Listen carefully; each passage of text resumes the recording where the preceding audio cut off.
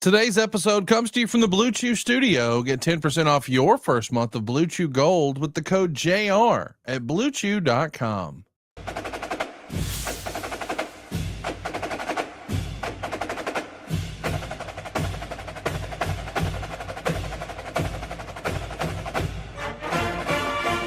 Hey, it's Conrad Thompson, and you're listening to Grilling JR with the voice of wrestling, Mr. Jim Ross. Jim, how are you, man? I'm good, Connie. Hope you are too. Man, better than I deserve. Excited to be here with you today because it is WrestleMania season. WrestleMania is just about a week away. Of course, last week we talked about WrestleMania 12. Today we're going to be talking about WrestleMania 13. But before we get into it, we should talk about WrestleMania 18. This past week, we put you and Mike Chioda together, and y'all revisited maybe one of the boys' favorite matches ever, Hollywood Hogan versus The Rock from WrestleMania 18. What a special moment it was. And you got to relive some of that last week with Mike Chioda over at adfreeshows.com. How was it? It was good. We had a lot of fun. Paul Boutwell did a hell of a job kind of being the point guard on that thing. And it brought back great memories and unique memories, no doubt. You know, I said on that, which I'd encourage people to go check out. It's an hour long. So, you know, what the hell?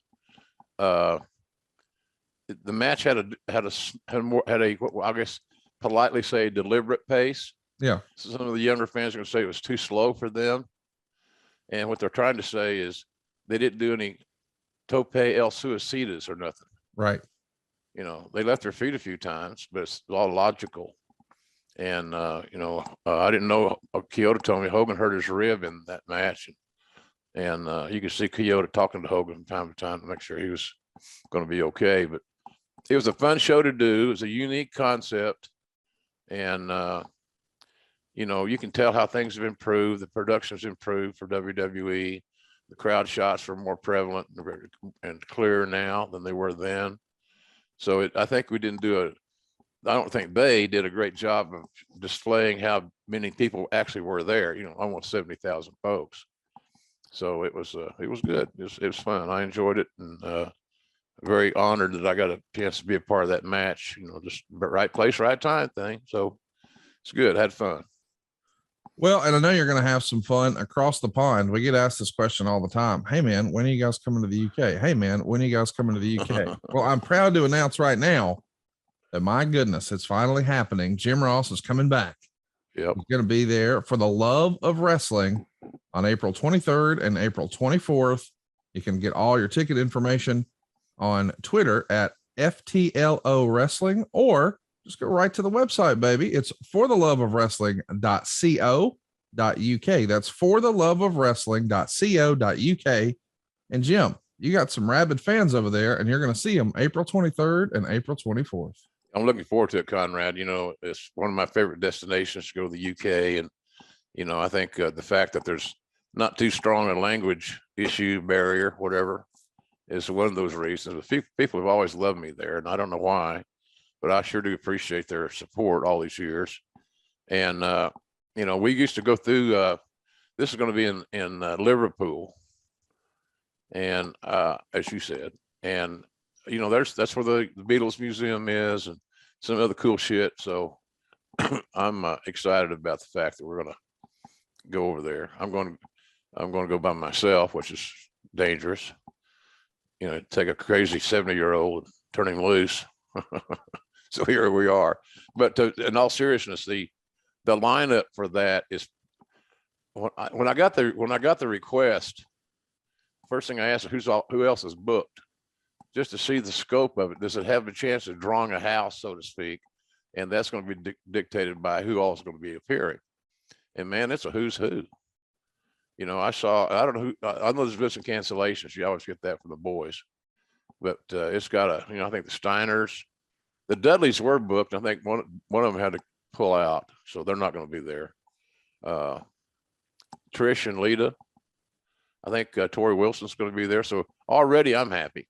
I don't need any more of a list than that, but there's a lot of talent going to be there. And so it seems like if you're a wrestling fan and you have access to that part of the world, I'm flying into Manchester. It's about a less than an hour's drive, I think, from Manchester to Liverpool.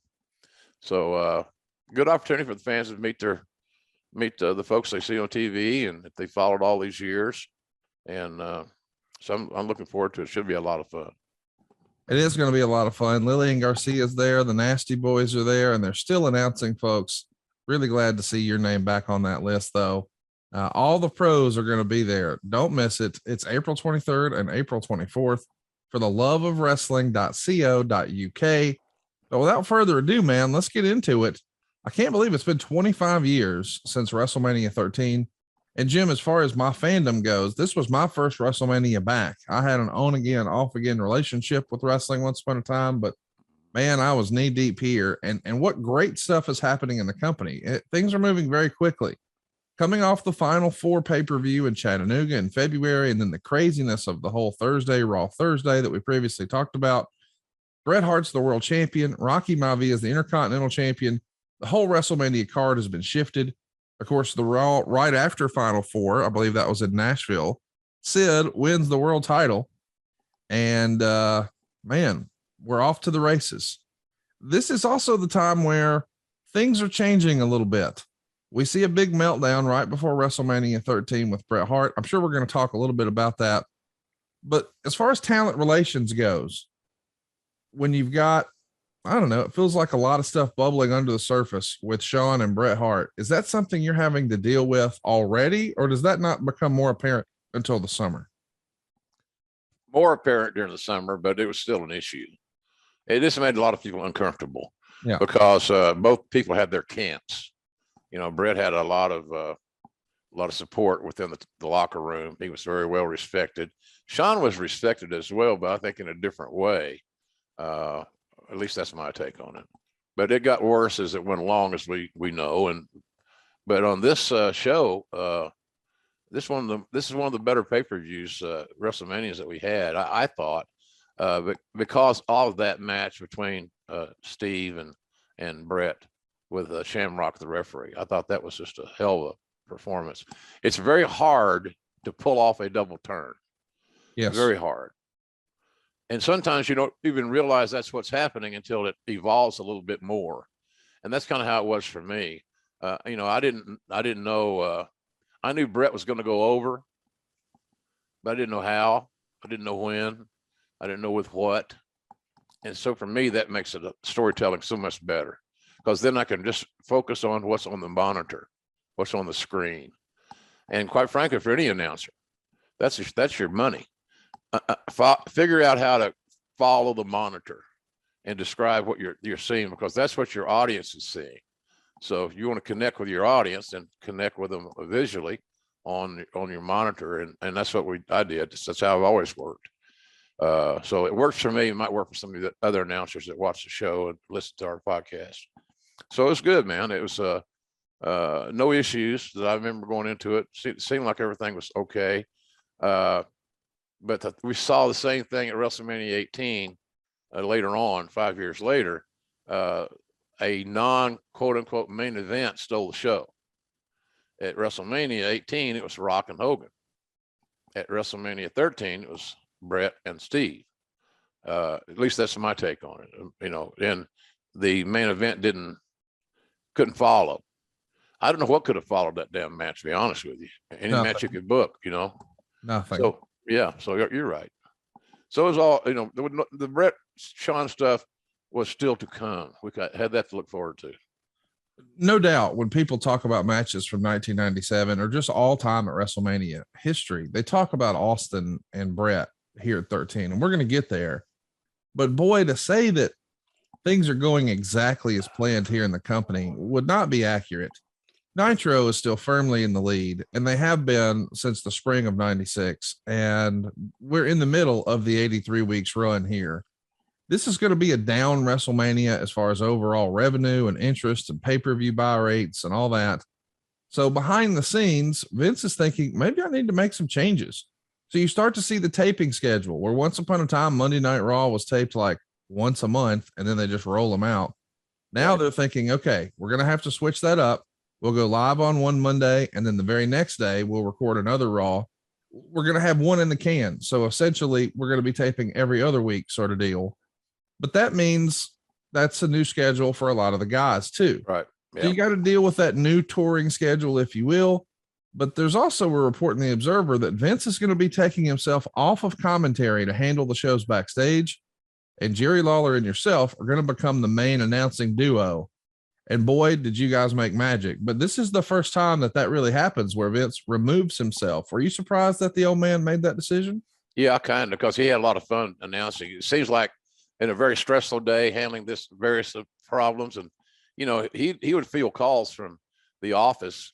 If there was a situation he needed to address, he didn't put the author, well, he's at TV, catch him Wednesday, or let's catch him when he gets back in town. I'll make an appointment or whatever.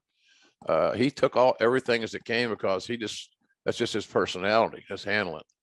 But I was a little surprised because he had fun doing the announcing. I thought his announcing was fine, quite honestly. It worked out. You know, I had never been the third guy that many times because for the last several years, I was the lead guy. It's like it is now in AEW. I'm used to being the lead guy, and I am to a certain degree there. But, you know, we're trying to get Excalibur up in that role. That's been the goal, you know, for a while. And I don't mind that. I don't mind passing the torch and making him have a bigger role. And then Tony, of course, so there's three of us. And here's the other issue that a lot of people don't even talk about. There are three play-by-play guys on that AEW team. Yep. There is a different mindset when you go into a live show, depending on your role. There's a different mindset. So you prepare a little bit differently and all that. And so anyway, it's a strange balance, but that was an opportunity that Lawler and I got, and I'd like to think we ran with the ball. No doubt. I think that's fair to say. Let's talk about Raw here. It's going to open with Bret versus Sid to start. Steve Austin does a run in to interrupt and delay it. And you had been critical on commentary about the bait and switch stuff that was happening on the other channel. Of course, you're trying to get your little digs in at Nitro, but it feels like this is maybe a little bit more of the same. It's actually delayed twice, as it was teased at the beginning of the second hour. But Austin is going to attack Bret backstage, and now we're in the main event. So Sid gets the win. He gets the title. Bret's fourth title run ends after just one day. And now the card for WrestleMania is essentially set. It's going to be Sid versus the Undertaker for the WWF title, right, which is crazy to think this is really the first time the Undertaker is getting a shot at the title at WrestleMania. And now we've got Bret and Austin in an I Quit match. I think in hindsight, we look back and we kind of all remember one match more than the other. In your mind, even though it wasn't going on last, was Bret and Austin the main event? Absolutely. Yeah, it was. Well, in hindsight, it really was because of the delivery of the match. Yes. The match quality of Bret Hart and Steve Austin, and to sprinkle in a little Ken Shamrock in there, seemed to deliver a better in-ring product on that night than did Sid and Undertaker. Different style, two big giants, super heavyweight kind of guys, 300-pounders right at it, I'd suggest. Yeah, it was a different ball game. But I'll always say the same thing I just said about Rock and Hogan. That should have been the main event at WrestleMania 18, and this match we're talking about here right now, this moment, to me, was the main event at WrestleMania 13.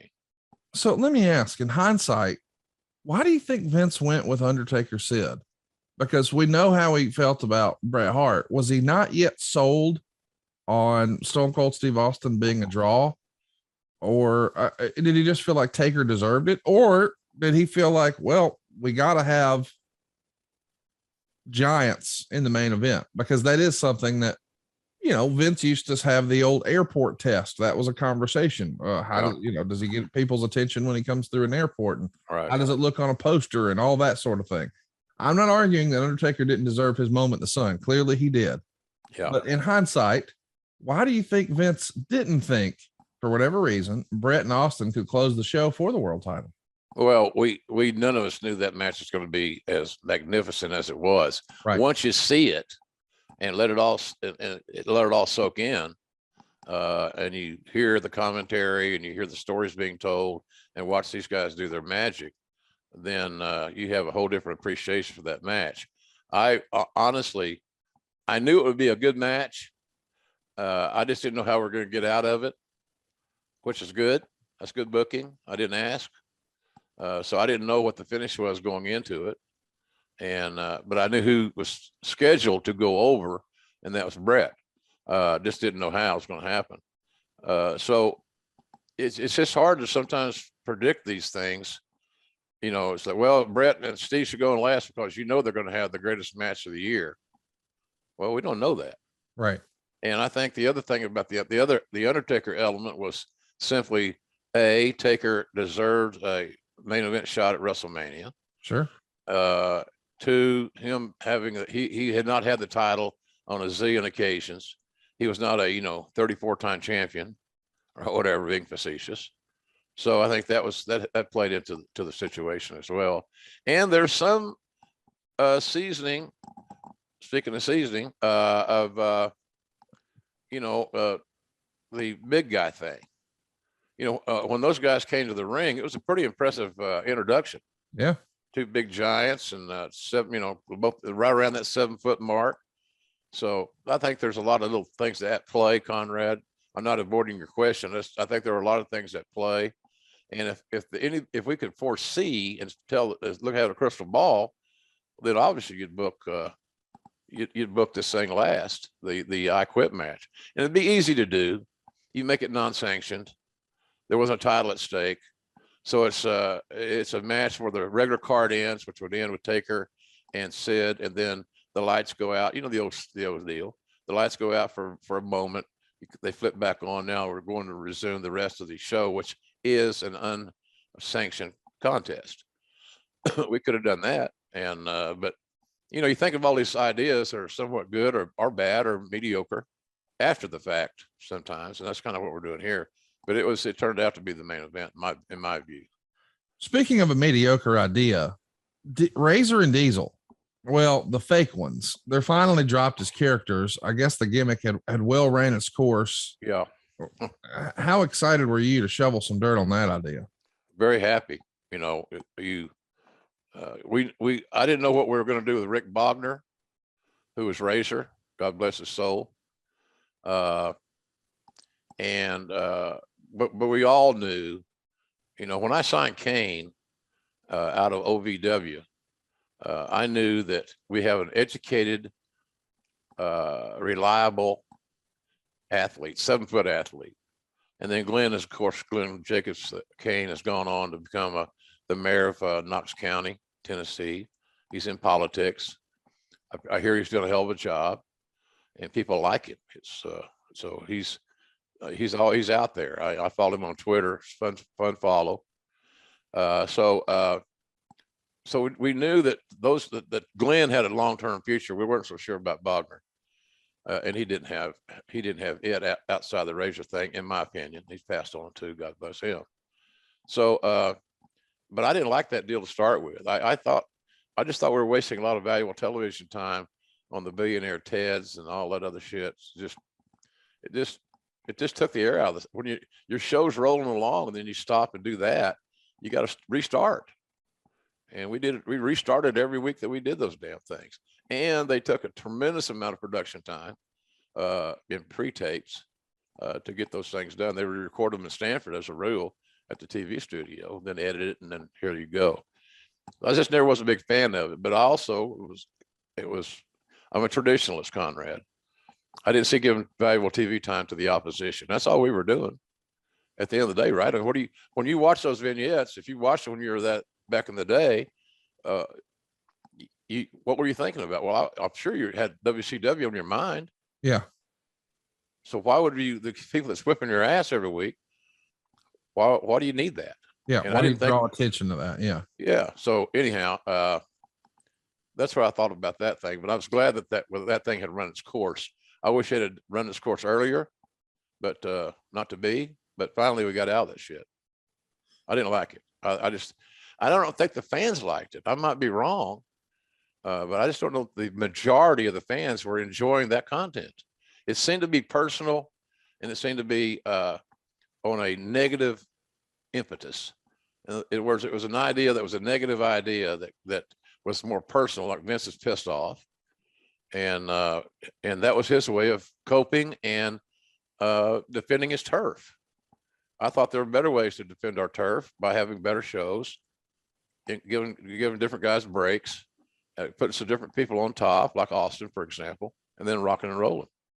All right, fellas, you already know what time it is. It's time to level up. And Blue Chew just dropped something crazy.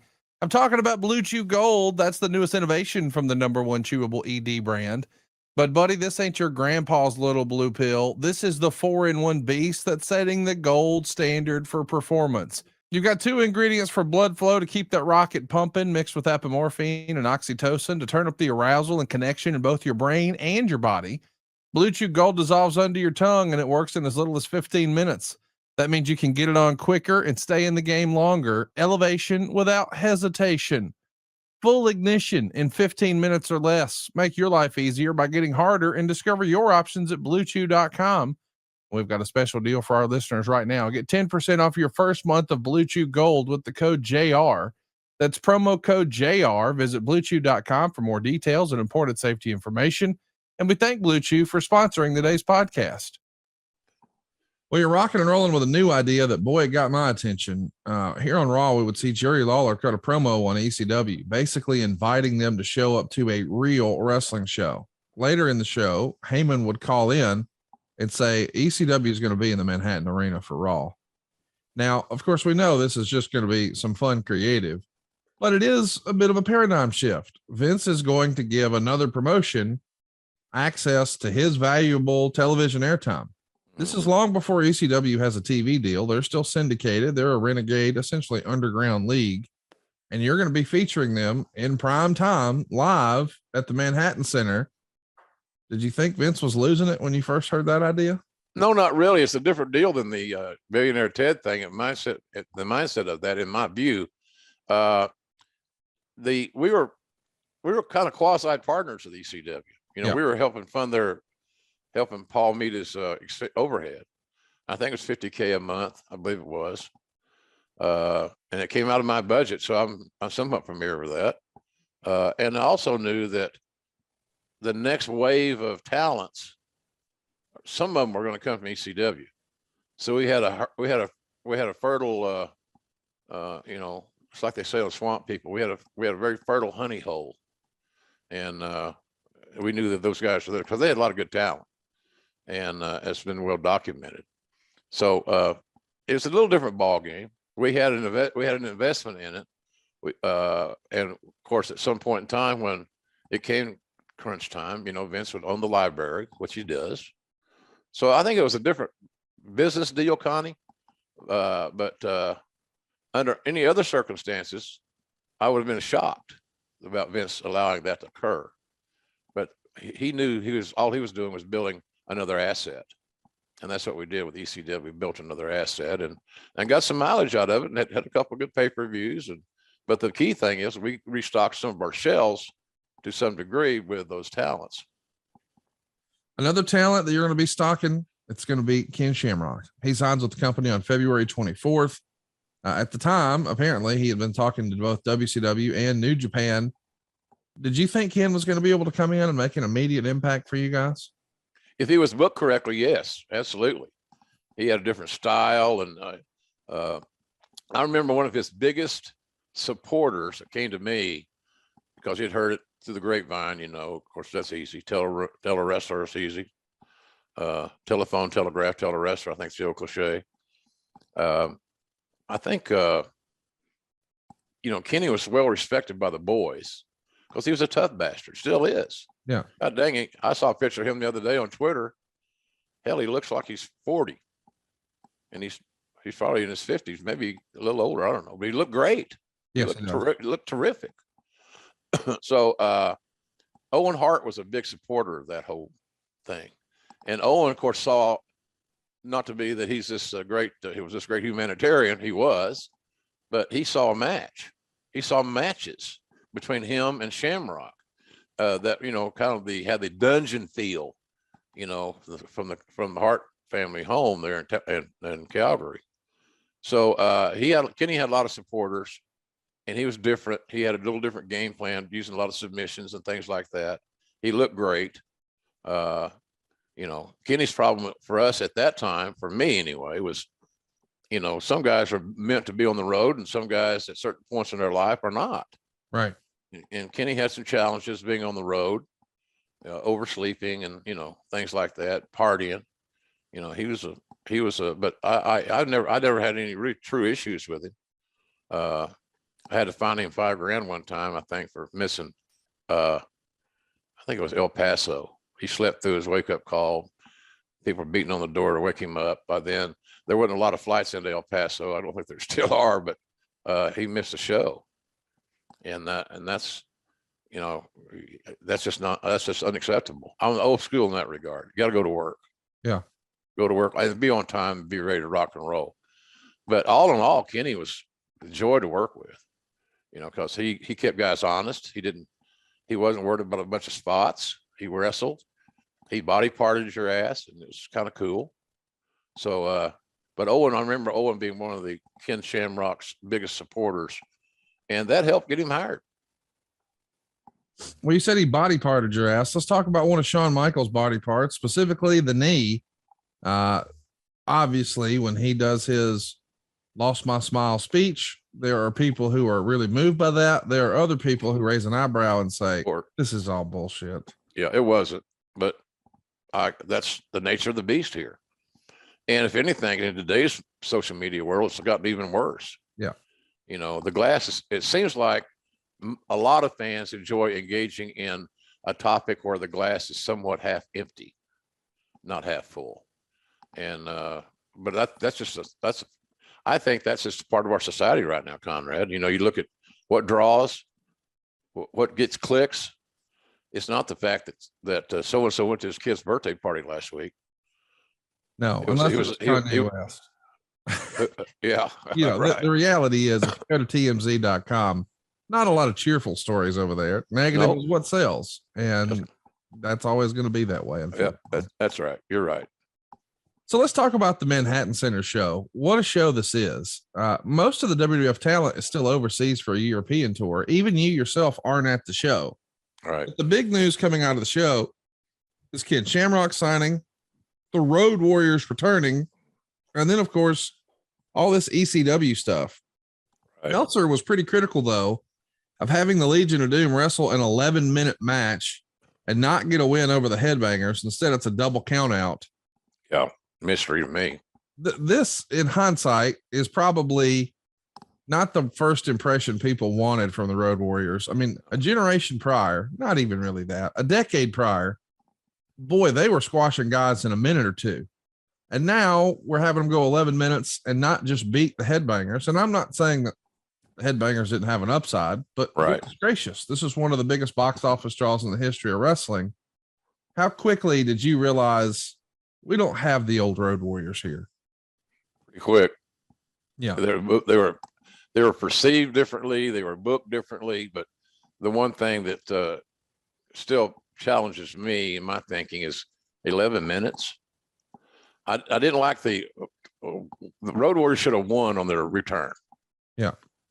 I think we can all pretty much agree on that deal. And that's not taking anything away from the Headbangers. They were very, you know, they were put in that match because they were reliable and they were good workers. And both those guys deserved that opportunity, but they should have done the honors, and they would have if they'd been asked. It wasn't like they held up Vince and said, you know, we're not going to put the Road Warriors over.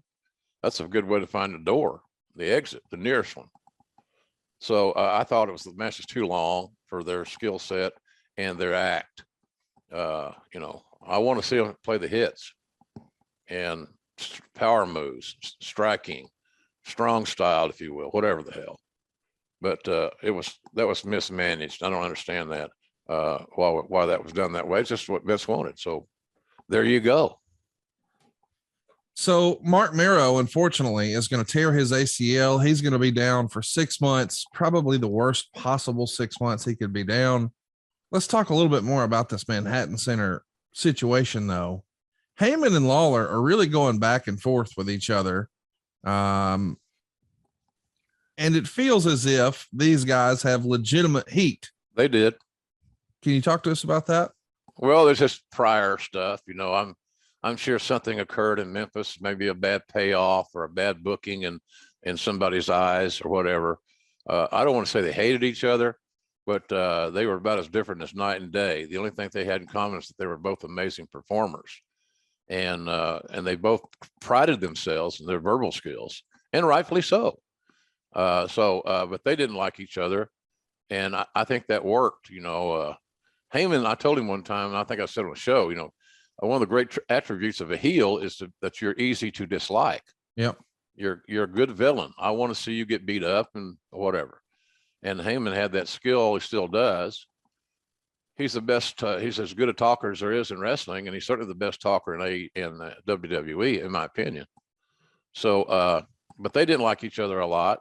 They didn't exchange Christmas cards or break bread. But it worked to me. I love that conflict. And of course, Heyman and I continued that same feel. People thought Heyman and I hated each other because of the combativeness of Paul with me on Raw when Lawler left. But they were not buddies, Conrad, and I think it showed. And it showed in a good way to me because they're not supposed to like each other. Right.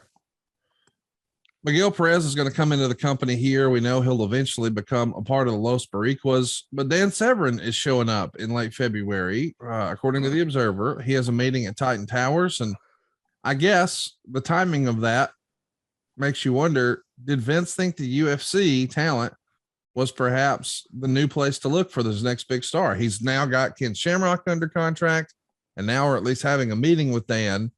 Do you remember there being consideration for there being more of a UFC style influence, or was it more about we need Ken to have a big opponent down the line? We need Ken to have a big opponent down the line. And of course, Dan Severn was the kind of human being that you wanted to do business with. Yeah. Honorable, professional. Did he have the sizzle and the skill set in that sizzle world that Shamrock did? No. Kenny had more charisma. But Dan Severn has so many great qualities. Even if we had done the program, a long program, short program, whatever, but we built up to that big Shamrock and Severn match, Severn still had a future there. He was going to put Kenny over, but I thought Dan would have been, longer term player. It's just hard for some guys that have had those MMA like schedules, so they fight so many times a year to make it on the back on the road, so to speak, all this regular schedule. So that was, I don't think it was just generally at the MMA. We knew that, look, Conrad, they had a lot of good looking athletes in MMA. They still do, UFC especially. And, why not look at that pool of talent? Somebody's going to be unhappy. Somebody's going to need to make a payday. And they already show you they're tough.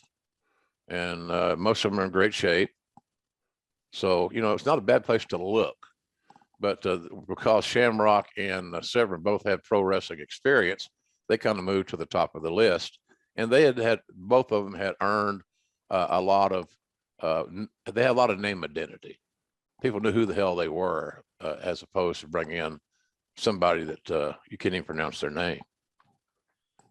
Well, let's talk about hypotheticals here for a minute, because after this Manhattan Center Raw, it starts to feel like, all right, we've definitely got our WrestleMania card lined up. It's going to be Bret and Austin. We know that. We know it's going to be Taker and Sid, but we also know it's going to be the Road Warriors and Ahmed Johnson taking on the Nation of Domination. And that locally is even going to be promoted as the co-main event. We'll talk about that a little more later.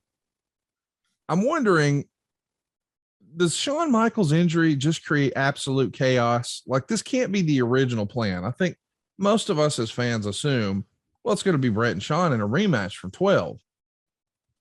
But I'm not sure how much chaos it creates outside of that. Like, what would Austin have been doing if Michaels was healthy and we were going to get Shawn and Bret? Where would that leave Austin? Do you recall? Good question. I don't recall, but he was certainly playing and figured in to a significant spot, and to continue his build and him continuing to get over, which he did, and we know the rest is history. I clarified my stance on, Steve and I talk. We don't talk a lot, But when we talk a long time, and we're still love each other. He's like a brother to me. And that's not always worked out great with the other talents, because I was very close to Stone Cold. But I knew early on, from my years the Cowboy and the Junkyard Dog, you take care of your top guys. You do what you got to do to keep them happy and productive, keyword. So I don't know who Austin would have worked with, but it would have been hard to find an opponent. There are a lot of guys out there that he could have had a hell of a match with and done his thing. So, I think Steve, I was going to say it, I corrected this thing last week because it got misinterpreted. And of course, the clickbait and all the bullshit. I wish people would actually hear the whole sentence that I say instead of just exercising a soundbite. It's aggravating because we know why they're doing it, and I'm sure their audience knows why they're doing it. They want you to click on their site. So I don't know, Conrad. I liked Steve was on the upward deal. There's nothing going to stop him. So who he would have worked with, I don't know, but it would have been hard to get him booked. So let's talk about the gate. There's a lot of conversation leading into this that, hey, even though WCW is firmly in control and they're winning the Monday Night War, based on ticket prices, WrestleMania could be the largest gate of 1997. When do you remember WrestleMania as a brand being what sold the ticket as opposed to the actual card? Is this the era, or did it happen before or after this? Good question. I think they were kind of coinciding a little bit. Again, we were getting it was interesting, the dichotomy of the booking, where you have a new guy like Austin who you're going to push to the moon. And then you got another, who's fresh. Steve was fresh. The Road Warriors weren't fresh. They had not been gone that long. And they didn't, as the people kid me about, they didn't go away and learn a new hold. I wanted them to hear their hits. I said this one time about The Rock and I think on that show last week with Kyoto and Paul Boutwell, who did a hell of a job with us, that, we just knew what Austin was going to be. And we didn't have any idea the match was going to deliver like it did. But the Road Warriors weren't fresh. They were an attraction type addition. They were never, the days of Crockett when they were younger and the juice was flowing and all this other stuff. They could work. They did some nice work, did the Road Warriors in the long-term program. But those days were over. It's like bringing in Andre. You got to have a very special situation for Andre to have a program. Yep. And I think the same thing with the Road Warriors. They became an attraction, and attraction is a different ball game than an everyday main event level wrestler. So we're in a really unique, trying to figure out who all fits where, who's going to break loose, who's going to continue to rise and sell merch and tickets and pay-per-views. There was a lot of, the jury was out on a lot of things creatively and talent relations wise in this era. So Raw on the 3rd of March is on a tape delay from Germany. It's got an amazing match that you should go out of your way to see. It's the finals of this European title championship tournament. It's going to be Davey Boy and Owen Hart. British Bulldog wins. Dave gives it a 4.5-star match rating. Really a phenomenal match. But what's most notable about this show is that Vince McMahon is not happy with the presentation. The usual WWF production standards are not there.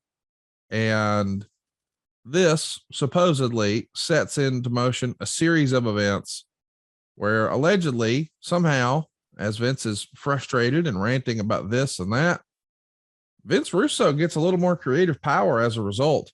What do you remember about that match, about the production issues, and supposedly this meeting where Vince Russo comes out smelling like a rose somehow? I didn't understand the Russo element and how that fit in under those particular circumstances. It just feels like McMahon is just boiling over with frustration. He was. He's frustrated that we're not winning the Monday Night Wars and that we're That's not the main. profitable. That's the bottom line, Conrad. You can stop right there. Yeah. We're getting our ass beat every week, 83 weeks in a row. And as we all know, and certainly on the ad-free network, because that's Eric's show, right? So, yeah. But they earned their wins, and they had something fresh and something new, even though it was not with rookies or unknowns that burst on the scene. It was a different feel, but it was new to them, and the whole concept of Hall and Nash and how the outsiders and all this stuff was a hell of an idea. And people say, well, Eric got that from the Japanese. Who gives a shit? Right. I don't care if you found it in Little Rock. It don't matter. He did it. He had the balls to do it, and the talents involved in that takeover were very motivated to leave their mark and make their mark, as it were. So, no, I just don't. I don't know, man. The Russo element that you mentioned is one that I'm not knocking Russo. It was if that was the case, based on what you're saying, then, and I didn't even ever look at it that way, but nonetheless, the crew was always kind of iffy over there because they weren't our regular crew.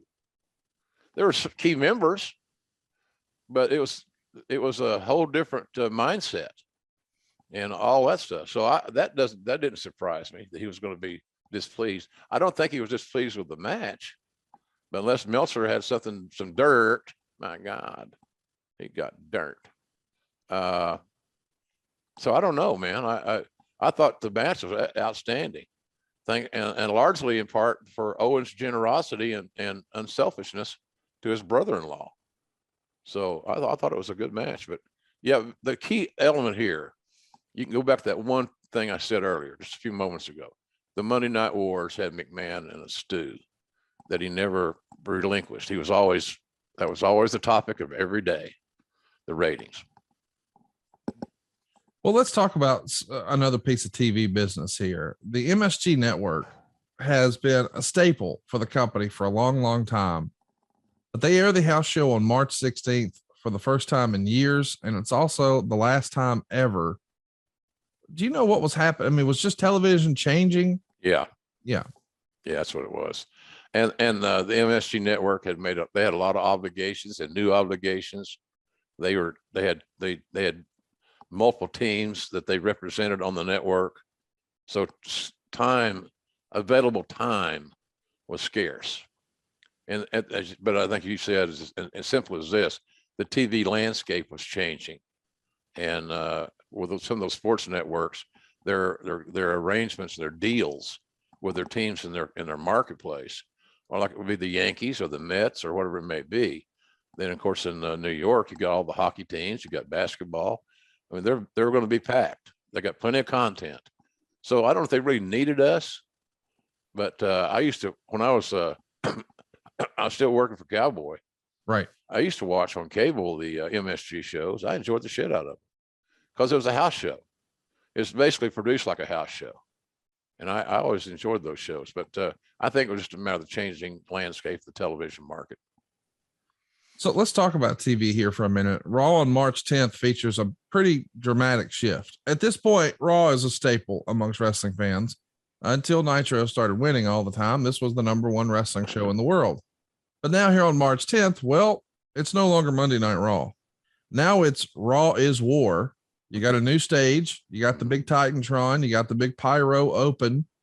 This is a lot of cash, a lot of commitment. And Vince McMahon is sort of pushing his chips in here when revenues are down. So this feels like, they say necessity is the mother of invention. Right. That's what this feels like. Hey, man, we're losing our ass. And if we want to pull the nose up on this thing, it's going to take a major commitment. I know it might not make sense financially for us to do this right now, but I think it's a necessary step. And here we go. Is that about right? Yeah, that's about right. It didn't make sense financially at that time, right? But Vince was willing to bite the bullet and upgrade the production. I remember numbers being bandied about. How much it was a week to tape and all that. It was 7 figures, and all that. It's just amazing. But he made a major commitment and a gamble. I equate it to the gamble he did at WrestleMania I, where it had to hit or he was in trouble. Right. Financially big trouble. So he fought. He did what he thought was right, and quite frankly, it worked out. He was right. That's what people wanted. They wanted live TV every week. Let's go. And so yeah, it was a interesting era. Big changes were made. Big changes, and they weren't finished. They're still to come. Around this same time, something else pretty dramatic happens on the other channel. Dennis Rodman's going to become a part of WCW. And the Observer would report that this wasn't actually WCW's idea. Dennis Rodman had apparently received an offer from the World Wrestling Federation to be a part of WrestleMania to do something with Goldust. Now, this is a weird association in hindsight, but you have to understand the context. Dennis Rodman was showing up to his book signing in a wedding dress. So as we're trying to establish this WrestleMania theme of Goldust doing big stuff, we know what he did with the Hollywood Backlot Brawl the year prior with Roddy Piper. Well, we're looking for another spectacle. Last year, we maybe leaned a little bit too far into the O.J. Simpson stuff. Well, this year we'll lean into Dennis Rodman. Instead, Rodman loves Hulk Hogan, makes the call to Hulk Hogan. The agents get involved. Eric Bischoff closes the deal on the phone. And now all of a sudden, Dennis Rodman is not going to be a part of WrestleMania 13. Now he's going to be a part of WCW's program. He'll show up at Uncensored, but he'll actually wrestle a match as a free agent later that summer for WCW and do bonanza business. How frustrated was Vince McMahon that he thought he had Dennis and it slipped through his fingers, and damn it, it went to the competition. Yeah, it was frustrating for everybody, because we all had a thought that for a one-off, one-time only appearance by Dennis, it would be a hit, because he was kind of a lightning. He's polarizing, and so we were disappointed, no doubt, because it seemed like it's going to be a layup. That he was what we needed for that attraction, for that Piper role of an outsider coming in and doing his thing. So it was disappointing. Today, we're excited to introduce a new sponsor to the show, Morgan & Morgan, America's largest injury law firm. They've been fighting for the people for over 35 years, and they've recovered over $30 billion for their clients. Not only are they one of our new sponsors, they're also the official law partner of WWE. And what I love most about Morgan & Morgan is that they're truly for the people. And they're coming in hot and want to hook up one lucky fan with 2 tickets to WrestleMania 42 in Las Vegas this April 18th and 19th. That's right. They're going to send one of you to Las Vegas to watch WrestleMania 42 live. Now, in addition to the 2 tickets to WrestleMania, they're also going to be giving this lucky winner $2,000 to help cover their travel expenses to Las Vegas. To enter, all you've got to do is text the word HEAT42 to the number 4, the people. That's HEAT42 to 484-373-6753 and follow the prompts. Don't miss out on your chance to watch WrestleMania 42 live. Just text HEAT42 to 4, the people. There's no purchase necessary. Open to legal residents of the 48 contiguous United States and DC who are 18 and older. Sweepstakes end March 29th, 2026. This is a paid advertisement. Well, the big thing for me is that we've got this happening in the Chicago market. You know, Dennis Rodman is a bull. So this is going to be front page news all over Chicago just 2 weeks prior to WrestleMania. That's really like an extra feather in the cap for Vince McMahon or Eric Bischoff, is it not? Yeah, good timing. Well, he knew that it would have an impact on various fronts, did Eric, and he was smart enough and aggressive enough and bold enough to make it happen. Simple as that. They paid Rodman, I'm sure, a lot more than Vince and we were going to pay him. I'm guessing that. And it was an unknown. How's he going to react? How's he going to be? So yeah, it was disappointing. But was it a deal breaker? You know, no. To me, it was always going to be a one-time deal. Now I know WCW got more than one out of Dennis, as you alluded to. Yeah. Did all those others do as well? I don't know how all that panned out, but it was a successful investment for Bischoff and WCW with Dennis Rodman. Let's talk about Tony Atlas here. He's going to be featured on the show with Rocky Maivia. We're trying to set up Rocky versus the Sultan for the Intercontinental title at WrestleMania. What was Tony's status with the company, and why did we have Tony here instead of Rocky Johnson? I don't know that what their working relationship at that time with Rocky Johnson and Vince were. I know there was a period in that era that they had kind of fallen out of favor with each other. And generally the reasons, why did that happen? Well, the dirt, everybody, is cash and creative. So it's always the same shit, same thing. So, and Tony Atlas was Rocky's tag team partner. Yeah. They were the first African-American tag team champs in WWE history, I believe. So that made sense. So Tony fit there, you know, and he still looked amazing. But I think that was the deal. Everything was working toward, how do we embellish The Rock? How do we do more of The Rock to get him over and to get him exposure, to get him established? And we thought that was a decent way of doing it. Put him in a tag with a veteran and then get him some exposure there. He's going to shine like a diamond no matter who he's with. Yeah. But we thought that story was going to make some sense, and at least it had a backstory and we could explain. So I think that's what that was. But again, never underestimate why we did it. We did it because we wanted to do something good for Dwayne, because we all believed, see before our eyes, that Dwayne Johnson was going to be a megastar. Nobody realized how big he was going to be. I certainly did not. I didn't know he was going to become the biggest movie star in the world. Oh yeah, I knew that. We were eating gravy one day at the diner in Florida between my bites of my Cuban sandwich. No, it was, you could tell, you could feel it. That's one thing I've been blessed with, is the feel for certain talents. I think that where you say, well, this guy's got something. Yeah. I told you this before, Connie. I didn't like to hire talents. My first priority was to hire talents that I thought in time and through evolution and training and nurturing that, you know, we could make this guy something special. And I didn't want to recruit people to open the show. You want to shoot, this guy could be a main event guy. This, you know, all this stuff, that was the deal. And can you headline WrestleMania? And I thought from day one, even sitting in that little restaurant that Dwayne and I kind of finalized our deal with, this guy's got it. There's nothing he doesn't have, unless there's secret issues that I'm unaware of. I can't find it. He checks every box. So he checked all my boxes, and luckily for everybody involved, it seemed like it worked out. Let's talk about a couple of little news and notes here. Yeah. Your old pal Dr. Death was arrested on March 17th at the Laredo, Texas airport for drug possession. You guys aren't working together at this point, but boy, this has got to be some devastating news to hear about your old pal. Yeah, I took a big step backwards because, you know, I still believe that Dr. Death and Stone Cold would have been a nice program. Yeah.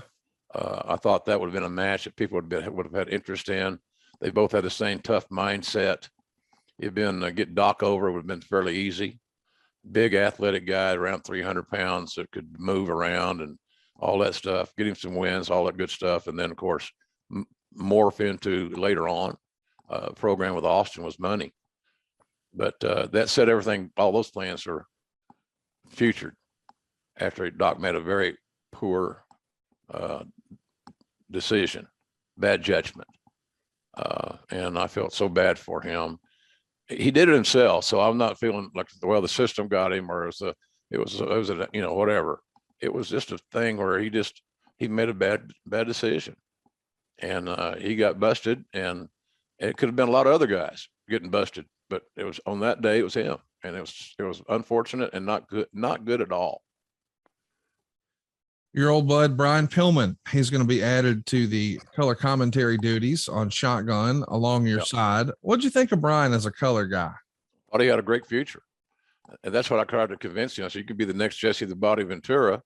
You can make a damn good living, make a lot of money, more than a lot of the boys, and use your creativity and your timing. He had great timing, did Brian. Had that unique voice, raspy voice from his cancer surgeries as a kid.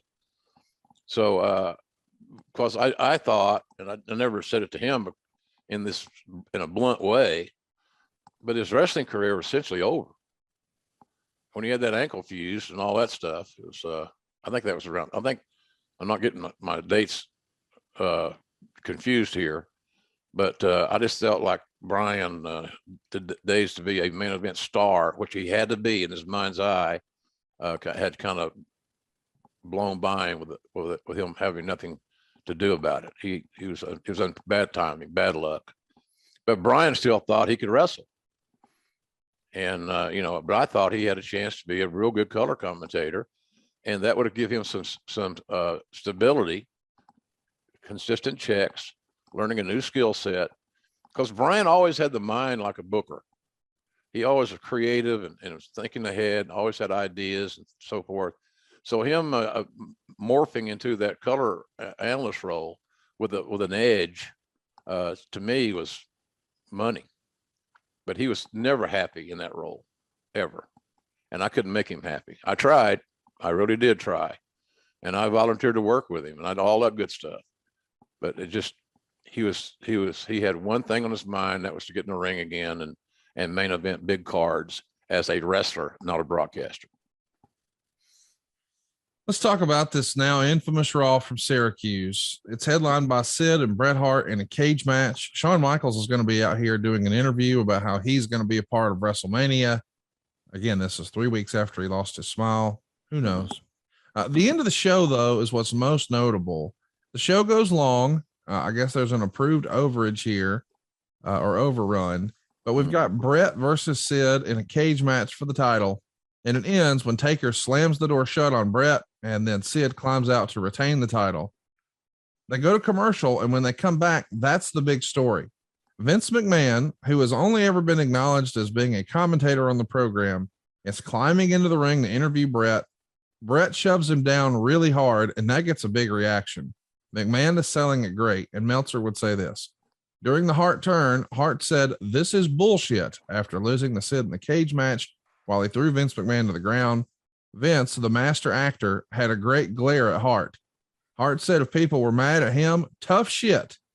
He also used the word shit, and McMahon, after Hart had decked Pat Patterson, called Bret a no good son of a bitch. So there's lots of swearing, there's lots of curse words, but this is really the first time we've seen Bret as a heel or any sort of heel tendencies in years. He has been the perennial baby face for the promotion. Yep. And now he's cursing up a storm. And this feels like, in my opinion, maybe the first evidence that this is when the Attitude Era starts. What do you think of that? No, I think that's a good summation. I can't think of any other singular moment that would speak to that point better than this one. The language used, Vince involvement as something other than a announcer. I've oftentimes said, and I mean it, Vince McMahon was the greatest heel in the Attitude Era because he fit so well with the guy that made the Attitude Era, Stone Cold. And they're still doing business together. Yeah, it worked out. Yeah, so it's good. My issue with Steve when we were talking, his apprehension about doing something at WrestleMania was not really anything more than his belief that he needed to maintain. He has to maintain his legacy. He's not going to go embarrass himself, and all that was yet to be determined because he had not prepared. He had a match 19 years ago, Conrad, right? What it was, 19 years or 16, whatever it was. 19, I think. Yeah. 19, I think. So it wasn't something he was working on, and he's a perfectionist and his own worst critic. I can tell you this: no matter how great the attraction will be, and the performance will be, which I fully expect it to be, with Kevin Owens, who I like a lot, and Steve, no matter how it manifests itself, he will not be happy with it, Steve. He will not, because that's just him. I've seen him go to the dressing room after shows where you go out and have one hell of a match on Raw or pay-per-views or whatever, and I've never heard him say, "Yeah, that was a good one tonight." Right. We did, it's just him. He can always be better, and maybe that's not a bad philosophy. So let's talk about some other news and notes, and then we'll jump right into the show. 3 pieces here. It's reported that Victor Quinones had signed a deal with the WWF. What was Victor's role supposed to be at the time? And what do you make of the rumors that maybe he had, I don't know, a family relationship somewhere within the company? Well, he was Monsoon's adopted son. There you go. And they were partners in Puerto Rico territory. So there's that connection. Victor, I think, was primarily brought in because Victor had contacts with a lot of Hispanic talent. And again, we're looking for new talent. Who's going to get over? Who's new that's we could bring in that we might catch lightning in a bottle with. So, but that was primarily Victor's lot in life for us, was being the liaison between WWE and the AAAs of the world and things of that nature. Because Victor got around, he was a promoter. He had his finger in a lot of pies, and he knew a lot of people. So that was his primary deal. And I think Victor, it seems to me like it seemed like Bruce met Victor before me, but I worked so closely with Monsoon that Monsoon would oftentimes talk about Victor like a son, and he looked at him as a adopted son, and not as close as Joey Morella, but in that same ballpark. So that was Victor's deal. He was we wanted to get some high flying, different style, a lot of sizzle, Hispanic talent, and Victor was the place that we went to do our shopping. So before we get to Mania, I want to talk about 2 other pieces of talent. Jake Roberts, he is let go, and Road Dogg is suspended for 6 weeks. What's going on with these fellas? Well, they couldn't follow the rules, and and Jake had those demons that he, thanks to DDP, he got past and saved his life, in my view. But that was a situation there. Jake had lost a step, like we all have when we get older. He still had a great mind. You want to try to, if nothing else, you want to find a way for Jake to contribute creatively. He had great ideas, natural born booker, but his out of ring scenario was not desirable for that role. So I think that's why Jake got let go. And I'm assuming, I don't remember even at this time, I guess Road Dogg, what did he flunk a test? I assume this was a marijuana situation. Yeah. Well, I've got my specific opinions about that, God almighty. Well, I mean, do you want your guys out running around going to strip bars or going to the room and smoking a joint and eating a pizza?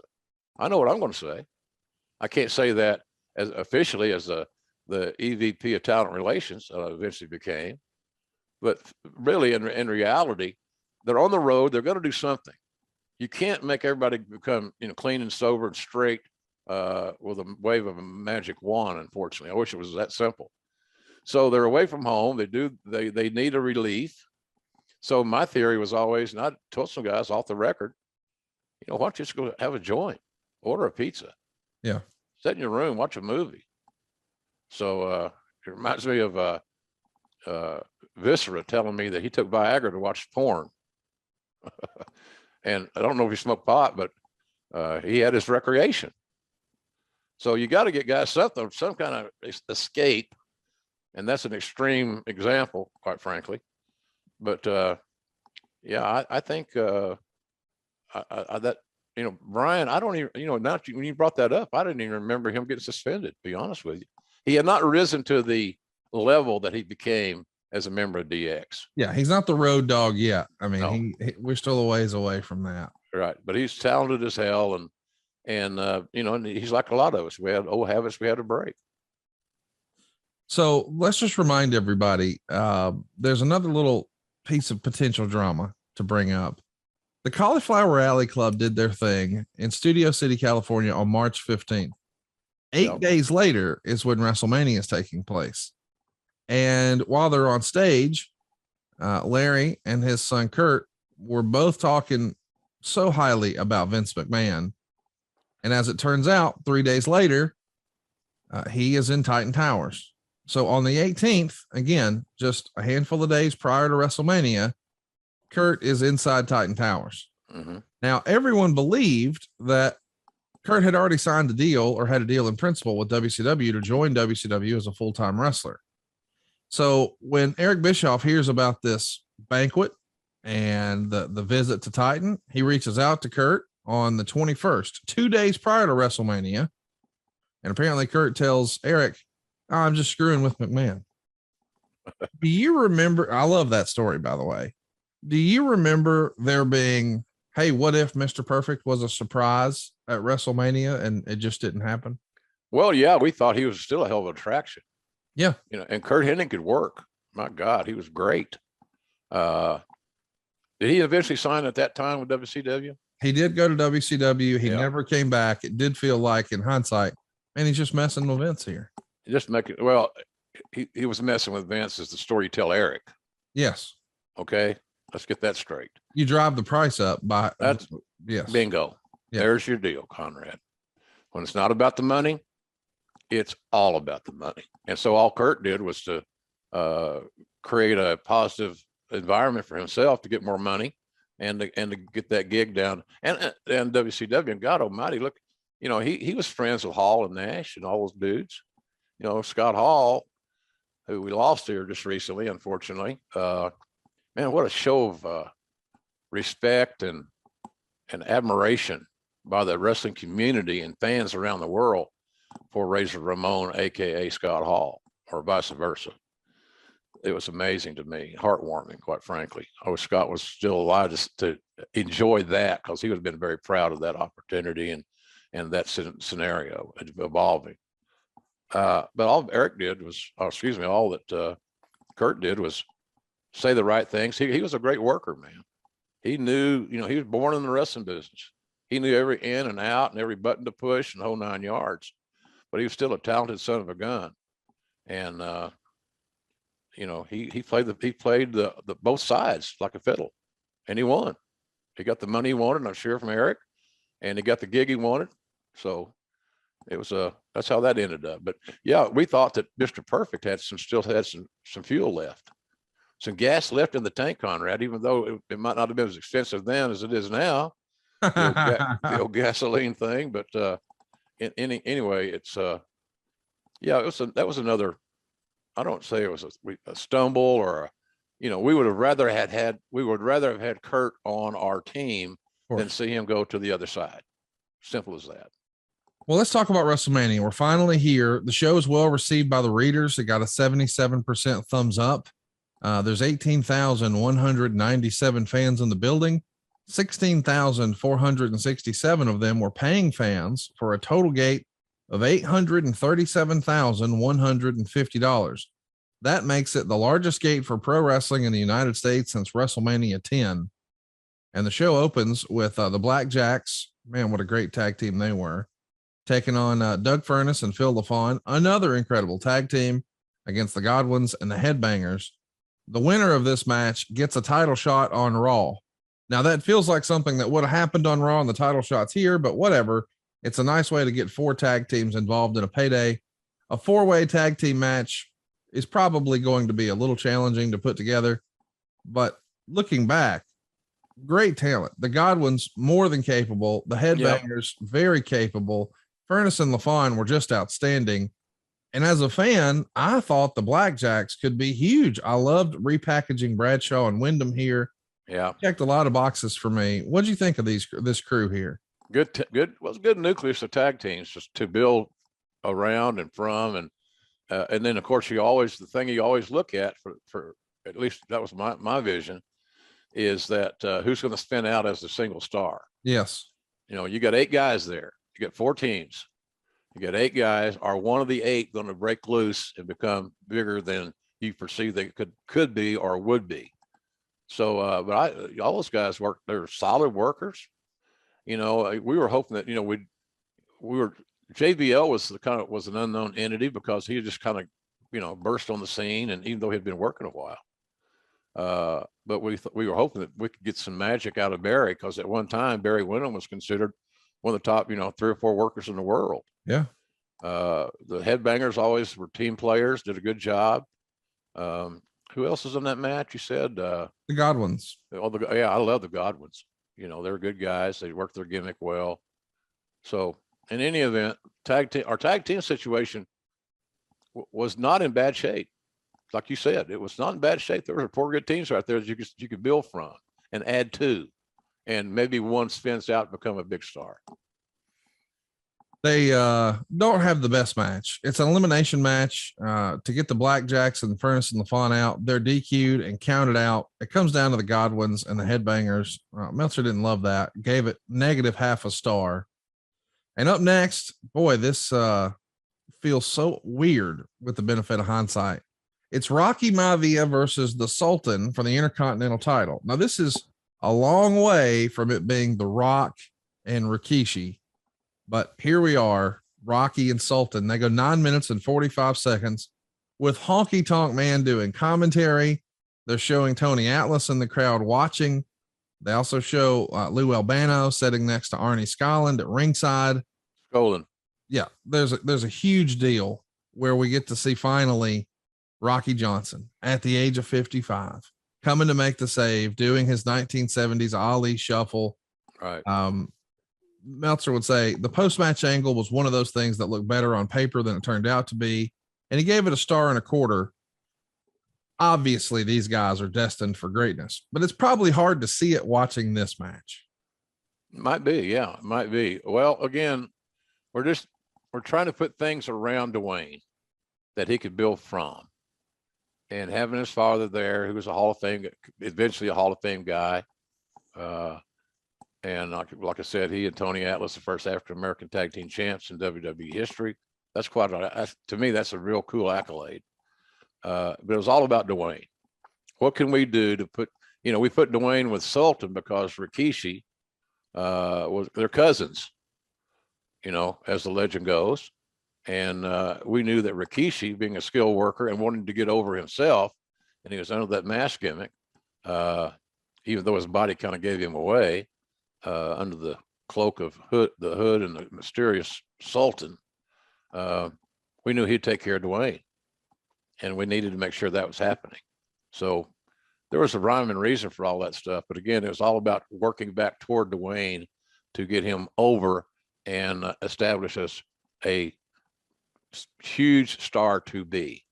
Again, nobody can tell you I knew all along. Right. Bullshit. They know what? How could you know he's going to become the biggest movie star in the world? And look at all these tentacles now. He's a goddamn, he's bigger than U.S. Steel, as they said in gangster movies. So anyway, that was everything was all about building Dwayne. And was that the right way of doing it?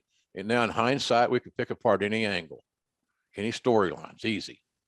But it was all about him, and I thought that was what a bad way to get him kind of starting to roll a little bit.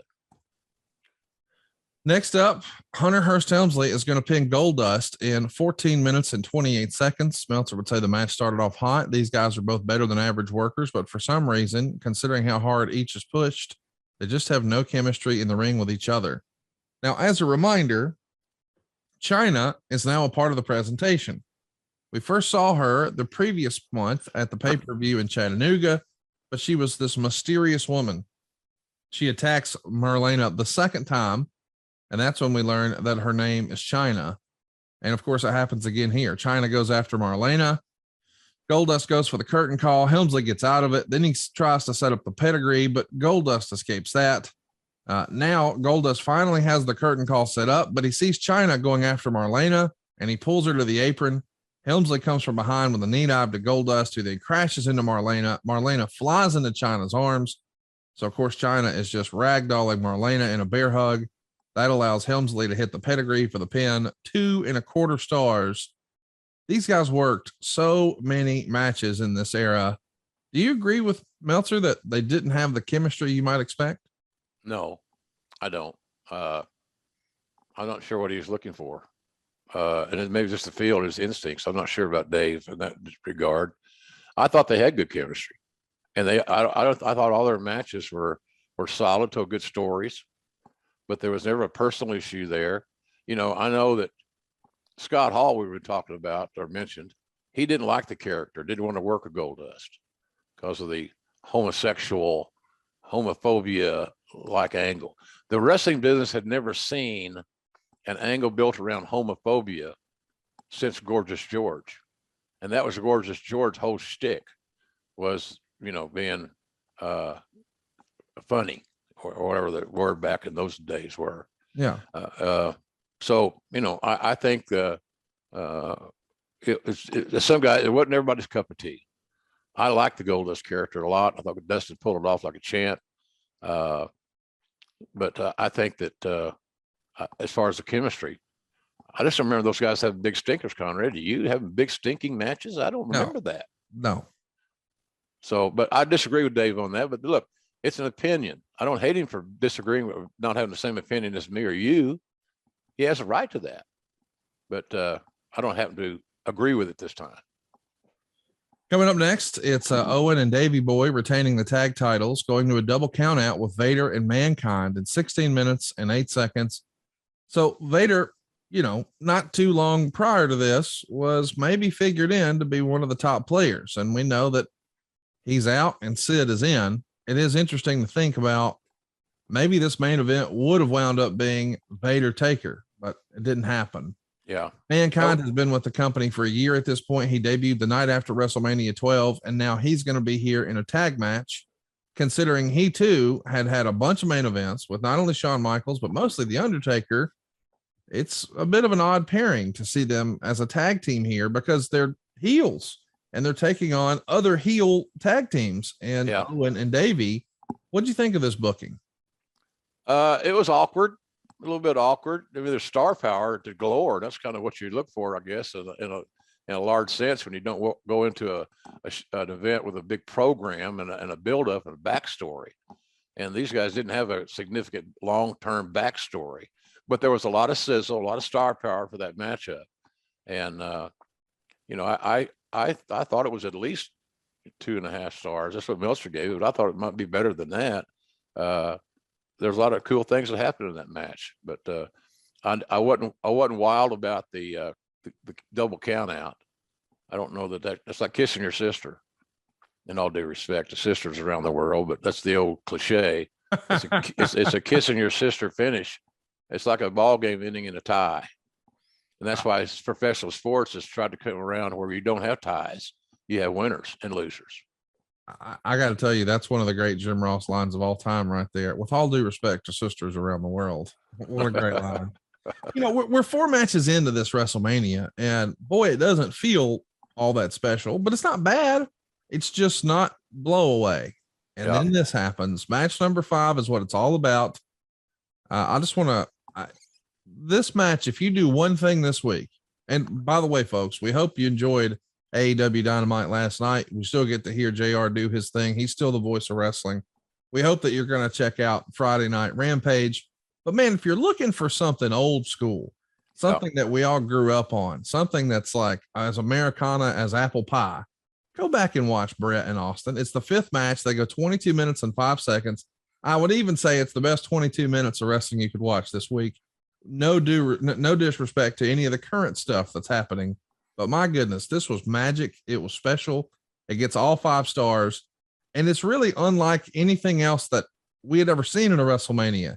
We've seen a lot of matches. This is a fight. They brawl all the way through the crowd.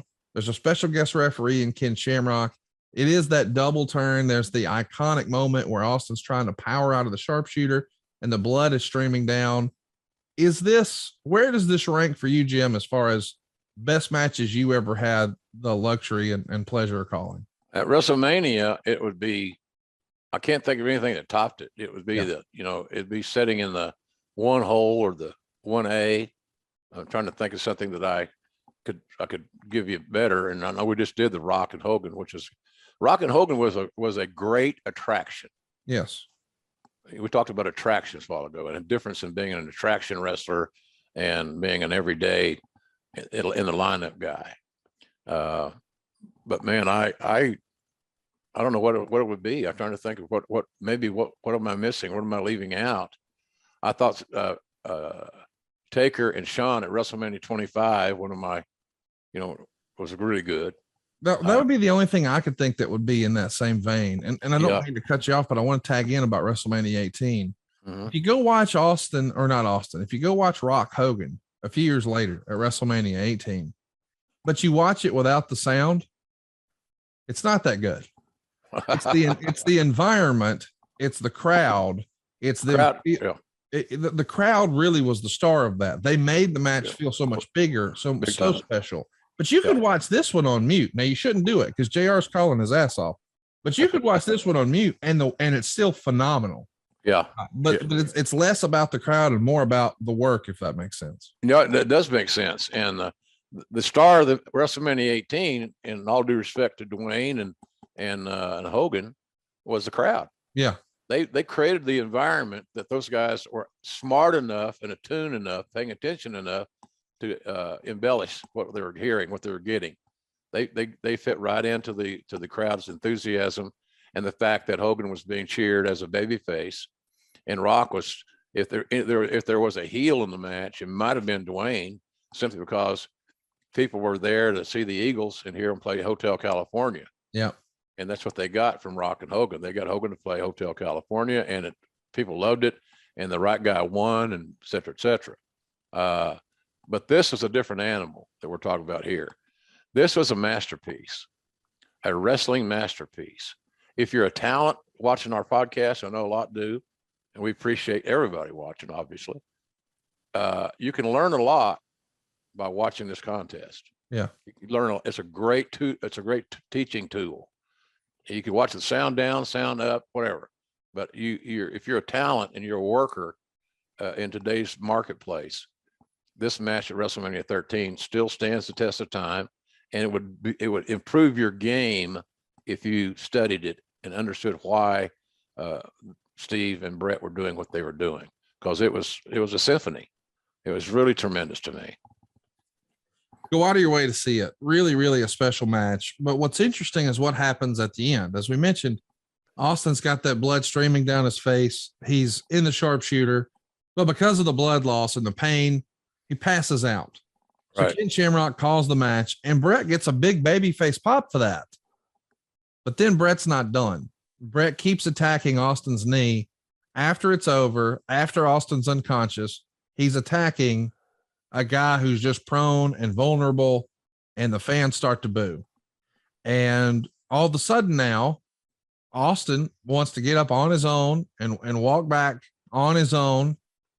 And thanks to your words and the reaction from that crowd, this is, to this day, the most famous double turn in history. Am I right? Yeah. Yeah. Well, I got in the wrestling business, Conrad, in 1974. So I've been around a long time, for better or for worse, some people's estimation, I'm assuming. But I don't know. I just, that was the exclamation point in the whole damn story. And what Bret did after the show, after the match was over, that completed the double turn. So if you're wondering where during this match where did the double turn take place? In reality, for my judgment, it was the masterful work of Bret Hart after he had got the win. I thought it was perfect, and there's where the double turn was completed. Hey folks, real quick, wanted to give you a reminder. We're still saving people more money than ever before right now at savewithconrad.com. And I'm talking to you, if you're maxed out on your credit card debt, you're stuck feeling the minimum payments. Let me just ask you, what is the strategy? What is the plan if you don't go to savewithconrad.com? Hope isn't a strategy. And unfortunately, we never really plan to get into a bunch of debt, but we will need a plan to get out of debt. And I want you to know at savewithconrad.com, you don't need perfect credit or money out of your pocket. As a matter of fact, if we can't save you some cash, we won't waste your time. Just last week, we helped a single dad right there in Tennessee. He works as an IT specialist. He found himself with a truck payment and 6 credit cards. We combined it all into one monthly payment. He got to skip his next 2 payments. That means he won't have to make his April payment or his May payment. He's done until June 1st. And come June 1st, he's going to save $788 a month. How much can you save? Find out right now for free. Again, we're not the bank. We don't say no. We say not yet, but here's a plan as to how to save money. That's what you need. You need somebody who can help you accomplish those short-term goals if we're feeling the cash crunch, but let's accomplish those long-term goals. Because let me ask you this. How quick is he going to pay his house off? If he takes that $788 a month he's saving and applies it to the principal, he's going to pay it off in like half the time. If you want to get out of debt faster and with cheaper monthly payments, there's only one place you need to know. SaveWithConrad.com. We want to be your mortgage advisor for life. And yes, we're licensed in New York now.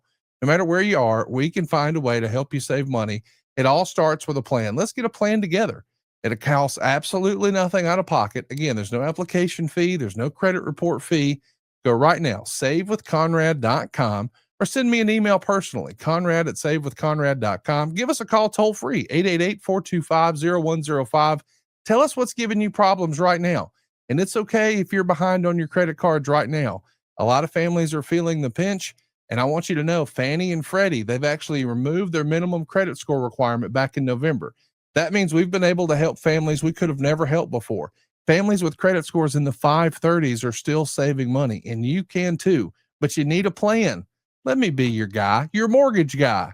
SaveWithConrad.com, Conrad@SaveWithConrad.com, and we'll see you next week right here. So the next big piece of this we should mention is after Austin is revived, he's still selling the knee big time.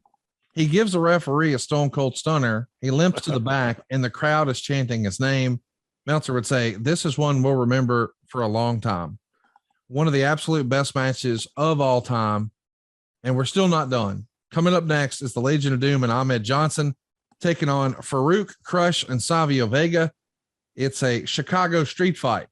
And of course, Chicago is the kayfabe hometown of the Road Warriors. Right. So they get a big pop locally. This was promoted as the co-main event or the semi-main event. Yeah, because of the Road Warriors. Yes. You just hit the nail on the head. Chicago Road Warriors, synonymous, and but they weren't the same Road Warriors that the Chicago audience had grown up idolizing. And I don't know how, having Ahmed there was tough. He was probably not really ready. But they look great coming to the ring. What an impressive group. So the main event here, the co-main event, we've got lots of crazy weapons and stuff, nightsticks, trash cans. But the thing that gets everybody's attention is the fire extinguisher. Now, as the story goes, there's 2 types of fire extinguishers and they use the wrong one. And as a result, ringside is a mess and probably hard to call commentary with. What do you remember about this? Oops. Uh-oh. Ruh-roh. Well, that's one of the great things about doing this show. I'd forgotten about this fire extinguisher, to be honest with you. It's not something I recall in my front of mind awareness every day. But yeah, it was, that was the wrong piece of equipment. And it disrupted things somewhat, but the match was only going to be what it was. I mean, that sounds really funky, but that's the truth. It was just, you got all these elements. You got 6 movable parts, and you got some green in there. And I don't know what this match is. I guess if you want to just cut it down to the nitty gritty, this match was all about getting Ahmed Johnson to have a positive experience and to help get him over. So that's my take on it. I mean, you didn't do the match to get the heels over. The Legion of Doom was a great rub for Ahmed, but I think this match was basically booked to get Ahmed Johnson to continue to move upward. And he does. What a visual it is. After the match, Ahmed gives D'Lo the Pearl River plunge, and he and Animal put Wolfie D and Jamie D on their shoulders and set them up for Hawk to come off the top and do the doomsday device to both at the same time. 3.5 stars here. And now it's time for our main event. It's only a 7-match show here for this WrestleMania. It's going to be Undertaker and Sid. But Right. boy, there's a little news right beforehand. Shawn Michaels is going to be coming out and getting the big ring entrance. He's going to be out for commentary. But right in front of the camera, he holds his jacket open to maybe shield it from Vince McMahon, who's at the commentary desk, and throw up the Wolfpack sign, which of course is something Kevin Nash and Scott Hall have been doing a lot on Nitro. Mm-hmm. To the point that the next day on Nitro, when Kevin Nash is making his way to the ring, as he's coming down the aisle, he gets right up in the camera and throws up that same Wolfpack hand gesture and says, HBK, right back at you. How does this, I mean, Vince McMahon has to feel like this is a little, I don't know, thumbing his nose to him personally, is it not? Yeah, a little cheap shot, cheap shot, taking advantage of the atmosphere, the place and the time. And it wasn't, in my opinion, still to my opinion, this day, it was unnecessary. Yeah. It was unnecessary. It was just showing out, flexing some muscle in that regard. Shawn knew how valuable he was to the company, and he knew that he could probably get away with just about anything as it related to Vince, because Vince loves Shawn. And because Vince always said he reminds me of me when I was young, defiant, anti-establishment and all that good shit. So, I don't know, Conrad, I think, I don't think it was necessary whatsoever. I don't even what did it do other than us talking about it right now. It didn't help the match. It didn't help either guy's cause, I don't think. So unnecessary, but not totally shocking either. So before the match gets started, Bret Hart comes out again. He's yelling at Shawn Michaels. He's calling him a pussy and a faker. He yells at the Undertaker, saying when he slammed the door on him last Monday, he slammed the door on their friendship. He told Sid that he knows I'm the real champion. Sid winds up powerbombing Bret, and they take him out. And then the match starts. So as if you weren't sure this is a double turn, it's definitely a double turn. The match kind of is what it is. It's probably exactly what you would expect from a Sid match. It gets a star and a quarter. The match ends with Hart and Undertaker glaring at each other. And Meltzer says they've done an incredible job this year destroying the credibility of the title with all the run-ins and screw jobs in every title match, which probably explains why the title matches mean so little in the television ratings. Maybe not the best WrestleMania performance for a main event. It was going to be hard no matter what you did to follow Austin and Bret. At least the Road Warriors and Ahmed could use a lot of, I think you would call it garnish, some gaga, some trash. Yeah. But this is just a regular wrestling match. It is a big moment for Undertaker and certainly Undertaker fans. But as the story goes, I can't believe this is real. Apparently, the rumor was Sid shit his pants in this match, Jim. I heard that. I didn't smell it at ringside, but I heard it. You got to wonder how many times that's happened in reality. A lot. Yeah. So, Conrad, did you ever have a bowel issue where you're afraid to fart? Oh yeah. I think we've all trusted the wrong one too. I trusted the wrong one at a red light in Scottsboro, Alabama about 4 years ago. And I've never made it to Huntsville so quickly in my life. Yeah. It's just Mother Nature wins every single time, bless her heart. So I'd heard that story.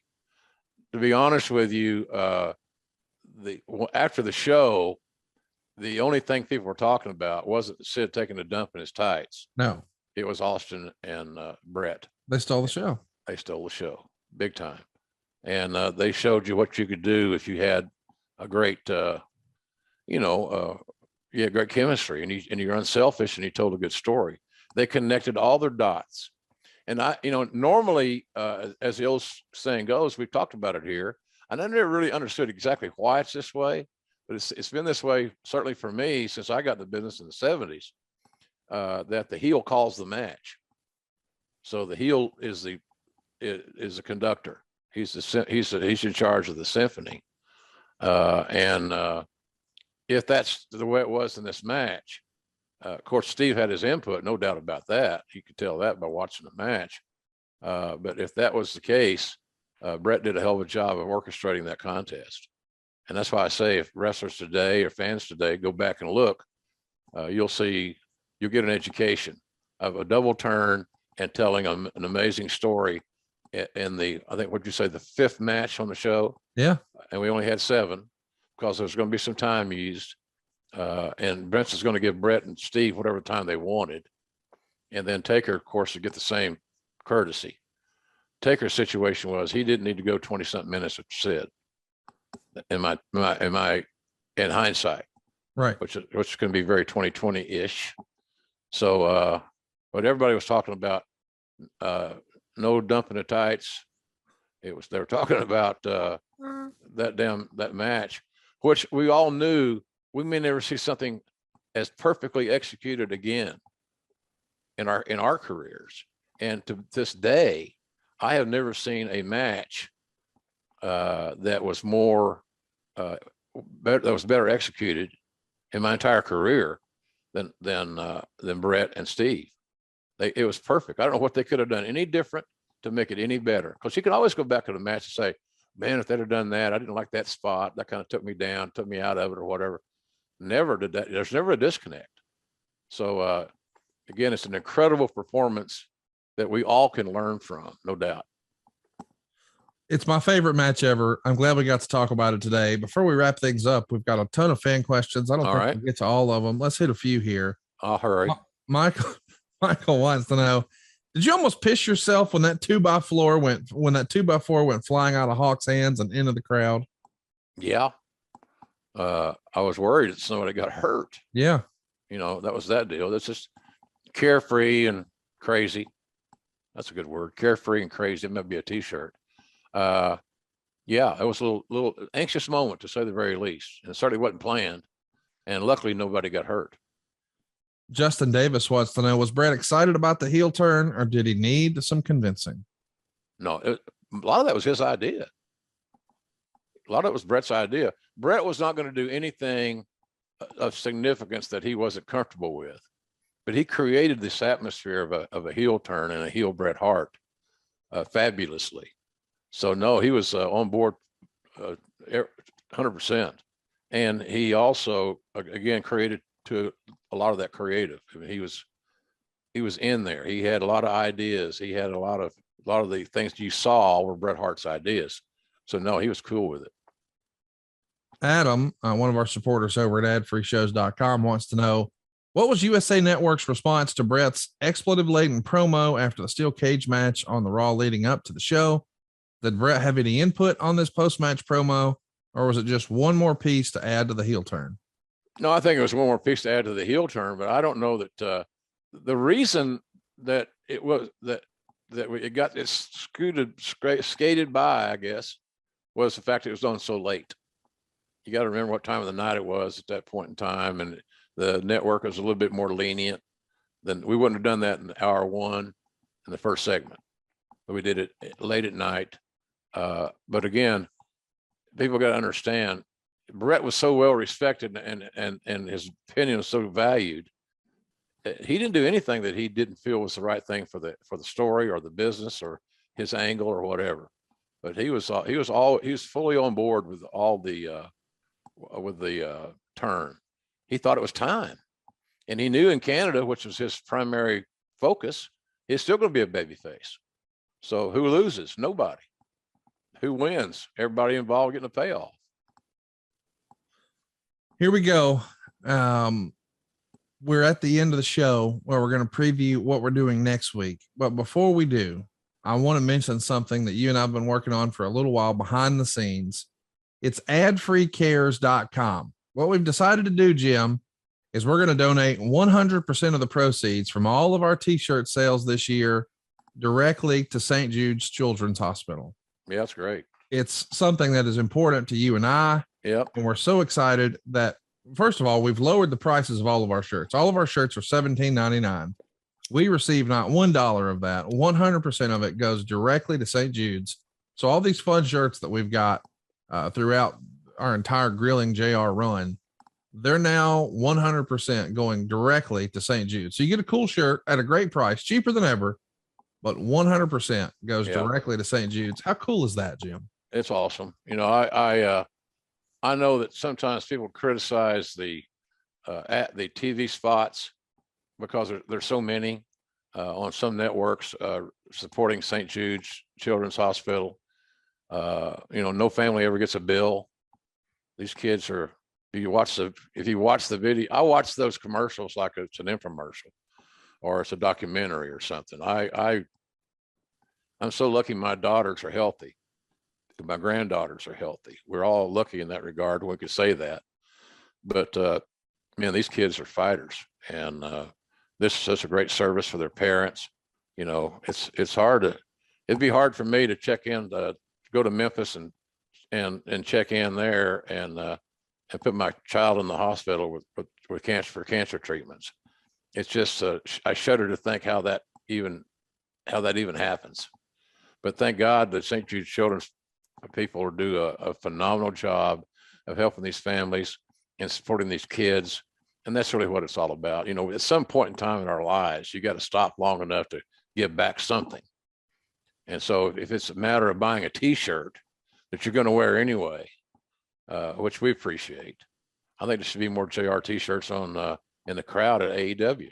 Yeah. Why not? You know, I can pat myself on the back without breaking my arm, ego wise, but I love what we're doing there. I think it's just wonderful. And I hope folks will take advantage of it. And again, they're going to say, well, they're trying to get us to buy something else. Well, yeah, we are. Well, you're right. But you're getting a product that's very, very, it's priced below market value. And knowing that all the proceeds are going to the St. Jude Children's Hospital in Memphis couldn't be a better cause. Could not be a better cause. So help us out, folks, in that deal. Good. It's a good stuff, Conrad.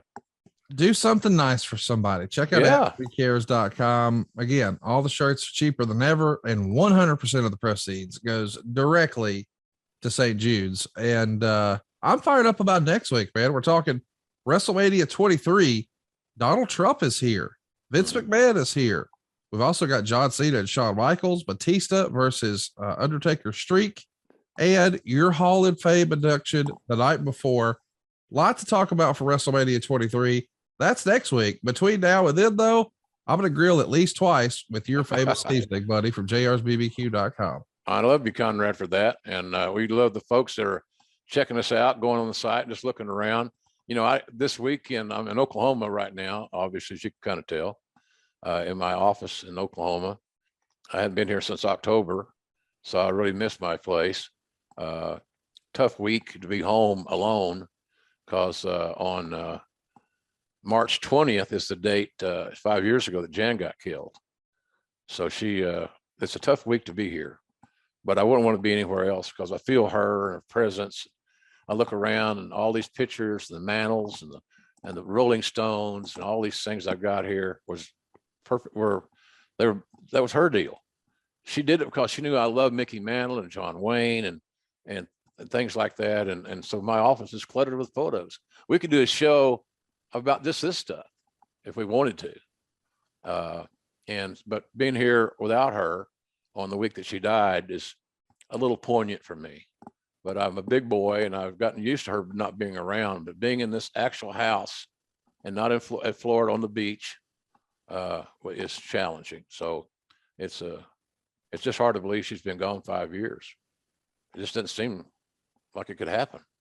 Her death didn't seem like it could happen, to be honest with you. So I'm having an interesting week, to say the very least. But that's part of the trails we travel, Conrad. You know, it ain't always going to be a great day, but you can still rebound and kick out and make it a great day. And that's what I try to do every day, especially since this cancer thing and all that stuff. You get challenged at places you don't even expect to have challenges. So anyway, it's all good. And that's one of the reasons of that I really appreciate people visiting our site, jrsbbq.com, is, you know, we got great packages. We got some great gift ideas. This week, I was going to say, when I got home this week here in Oklahoma, I signed probably 5 or 8 cases of books, because I'd been gone, and people had ordered books for the sign. And we personalize our books. So if you want one that says, you can request what you want me to say, and I'll do it more often than not, unless it's just vile and horrible. I may make an amendment, but I still sign the books, and I appreciate everybody's business and support. We're going to do another book. Like I said, we hope it comes out in 2024, which would be my 50th year in wrestling. And it may be that's about the time I need to think about saying, hey, it's really been fun, and I love all you guys. I won't be disappearing. I'll still be working with Conrad on stuff, but maybe that's time to tag out.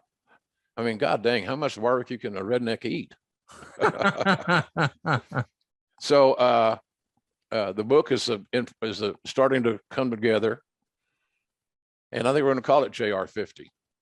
So, and then a lot of stories to tell. And I got Paul O'Brien back in the saddle to do the writing, and he's brilliant, no doubt about it.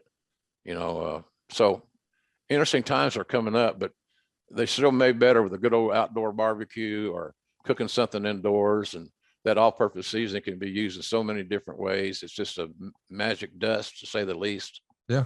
And then all the sauces and stuff that we have, and of course, the hottest seller we got is JR's Original, and that's the one that Mom really created, and then Jan kind of enhanced.